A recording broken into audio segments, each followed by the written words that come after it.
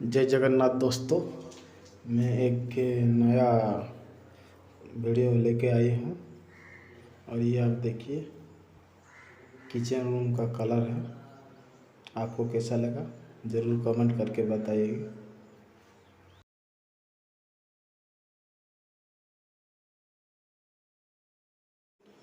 Etah Berger इजिक्लिन phasor colour कांथरे मारे केमती लगे देखिए, निश्चित भाव में भल लगे।